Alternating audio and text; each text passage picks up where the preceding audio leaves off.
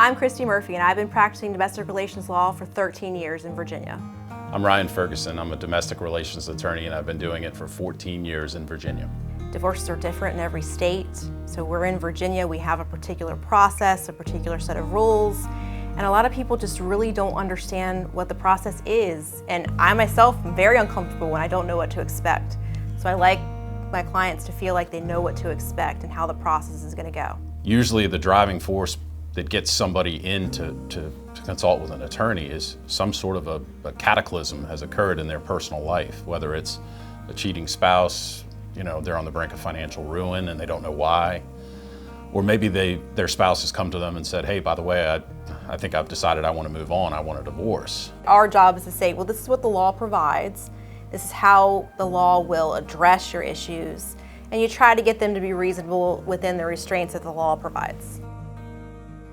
Children are not a pawn in a divorce. They're not a methodology for a better financial outcome. Virginia allows for the appointment of a guardian ad litem who will step in and represent the interests of the children, which can be helpful and generally speaking is. I tell all my clients the same thing. There's two people in the world who have legal responsibility for caring for these children and making sure you're providing for their best interest. It's you and him, it's you and her.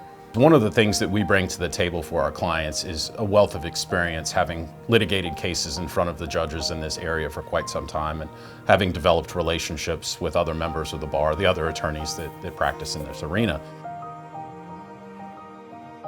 It adds another layer to the case. You don't want to go to somebody who's never dealt with a military retirement, division of military benefits, what entitles a spouse to benefits from the military post-divorce. One of the things that we often have to contend with vis-a-vis custody or visitation is how to deal with that when the military forces somebody to relocate.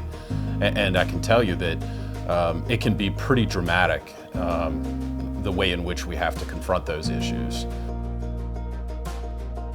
What equitable distribution tracing allows you to do is if you come into the marriage with separate property, then if you can trace that property out of the marriage, or if it's hybrids where it's been commingled with marital property, if you can trace the separate piece out, then under certain circumstances, when you have certain documentation to show it, you can retain separate ownership of that property and any accumulation of value in that property. You have to find somebody who has the skill set and the ability to do the actual tracing. And I've been doing it for years, and it's actually one of my favorite parts of handling domestic relations cases. If a client has an emotional issue, or if they're upset about something or frantic about something, they tend to not make the best decisions if you don't get back to them. Even though everything may be okay with the case, things may be moving along swimmingly, I still need to let them know that that's the case so that they don't feel unsettled. I am as accessible to my clients as a human being can be. If you're curious about divorce or you have a concern that needs immediate attention, it's probably time to call an attorney. Ryan and I and the law firm of Bischoff Martingayle are here to help you. Give us a call.